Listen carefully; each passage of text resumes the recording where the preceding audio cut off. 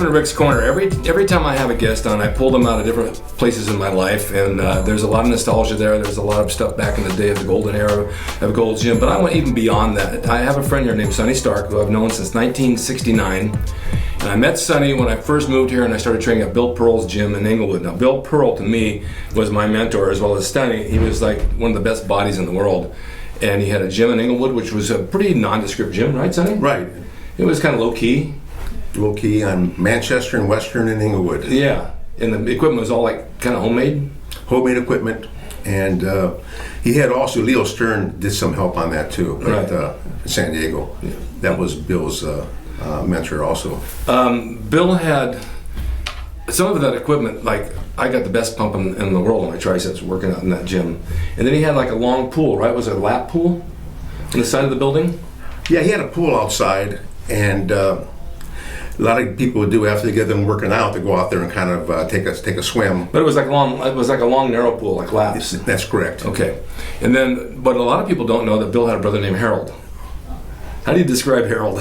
He was a character. Harold was a character. He was the oldest brother. Harold was just as big as Bill. If not bigger. Yeah. When Bill won the Universe 1971, I was there training. I was training with Harold, and Harold looked just as good as Bill, except he didn't have the forearms as Bill. Yeah. And Harold was an animal. He would train a lot of high reps when he would work out, and you had to be in condition to train with that guy. I remember one incident we trained, and he says, "Let's go run across the street, Sonny." We run in the park. He says, "Grab some rocks." So we're running, and turns out we had dogs chasing after us. Oh, you told me this. Yeah, chasing after us. And I never ran so fast in my life, and it was unbelievable. But Harold was a character. He's a tough guy. Harold was kind of Neanderthal looking. He had the face like a Neanderthal man with a little beard and his little pointed ears, and he just had that face. But I just remember him being big. And I remember on the weekends he'd live up in the attic, right? Right. He'd take his case of beer up there every weekend and just sit for the weekend and drink his beer. Yeah, he was about 6'1", around 235 to 240. Yeah. And like I say, Bill in 1971, he was phenomenal. I was there when he was around 246, and he was unbeatable. Unbelievable. Didn't Harold spend some time in jail, in prison? He spent some time, yeah. He had some... He told me once he got into a bar fight, and he dragged the guy out on the street and put his arm on the curb and jumped on and broke his arm in half. That's true. He actually did both arms. Really?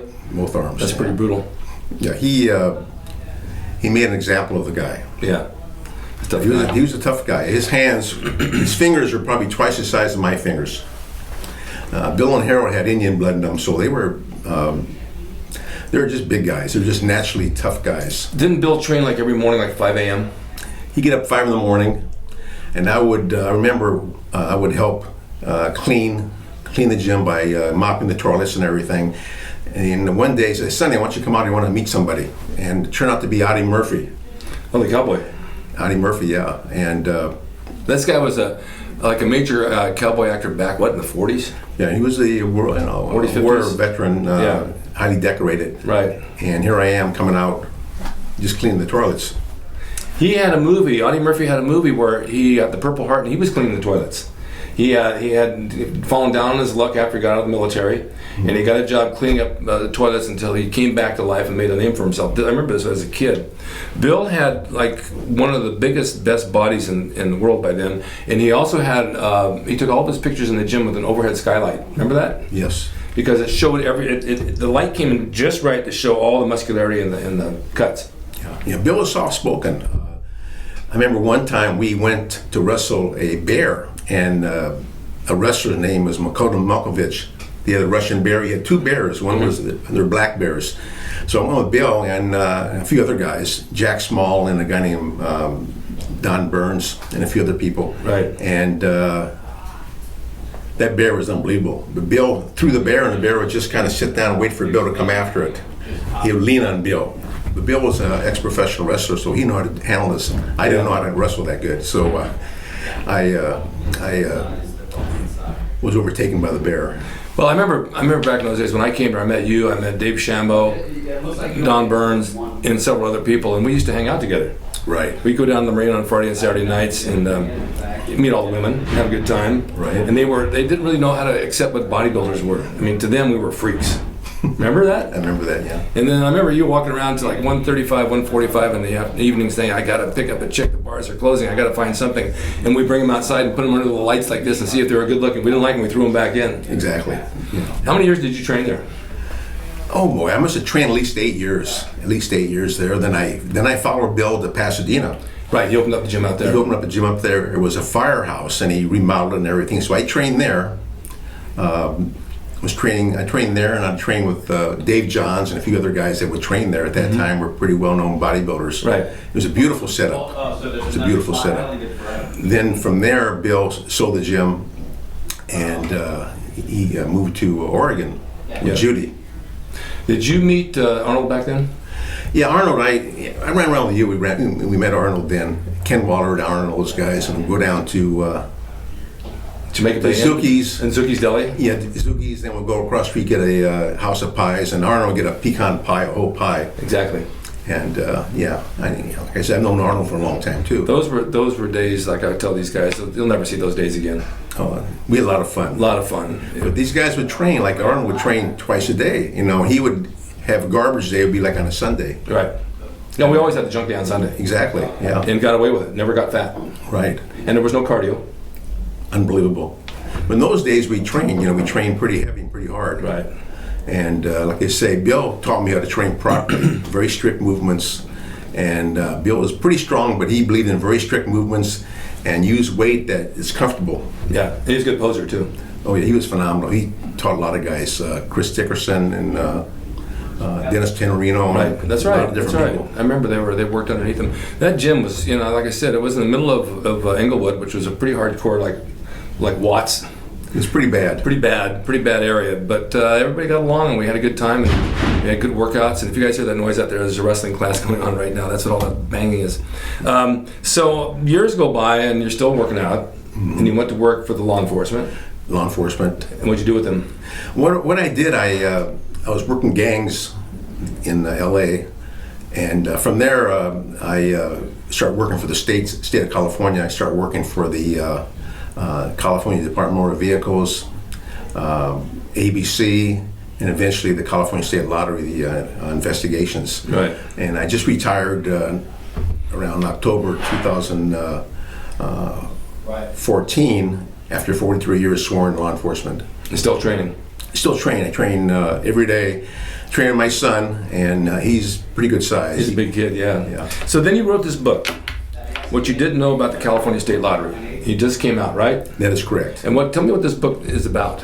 It's about the largest counterfeiting case in the history of the California State Lottery, whereas we had a individual that would actually counterfeit the scratcher paid receipts and also online paid receipts that are attached to the tickets for cash payment. And these people are so great, unbelievable, that it was very hard to determine they were fraudulent. Yeah. And from there, they were cashing these tickets in LA County, San Bernardino County, San Diego County, and throughout Southern California. And overall, after search warrants and etc., all the people were arrested that were cashing tickets, and the counterfeiter, he was arrested. His name, I don't want to talk about his name right now, but he was the main guy. He was before they got in the drugs, he was a designer of computers. So he was very highly specialized and very expertise in what he did. And in the search warrant, we confiscated copy machines, computers, everything, scratcher tickets, everything. So that's no longer in existence. No, exactly. He was incarcerated at state prison. Made a lot of money. Yeah. What I did when I filed against him, a $250,000 arraignment warrant and a $2 million 10-count felony complaint against him. And we worked with our search warrant team. We were going to have a SWAT team work it, but they had something came upon them immediately. They couldn't help us, so we put our team together. And the team was made up of very experienced people, ages 53 to 75. Jeez. Probably the oldest tactical unit ever assembled. But these guys are all experienced, but we had a lot of weaknesses because we didn't work together. We didn't train together. to do tactical situations, even though we have a lot of experience. So we worked in teams, and it turned out real well. We just couldn't back away from it. We had to go in and take these guys out. So now you have this book out, and this book's available on Amazon? On Amazon, Barnes & Noble, and right now it's you have different publishers who get involved from the UK and different parts of the country, but it's distribution is worldwide. Okay.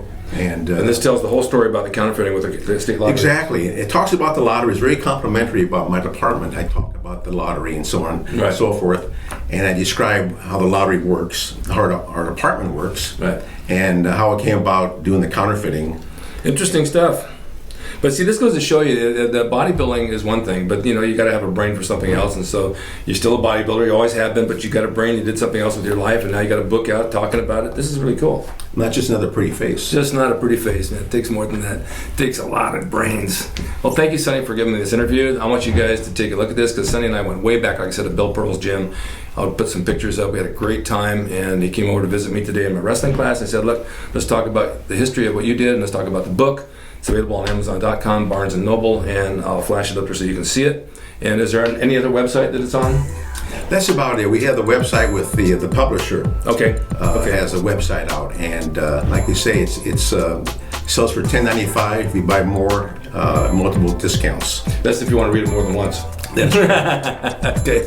Thank you guys for watching Ric's Corner. Sonny, thank you for being here, and we'll see you.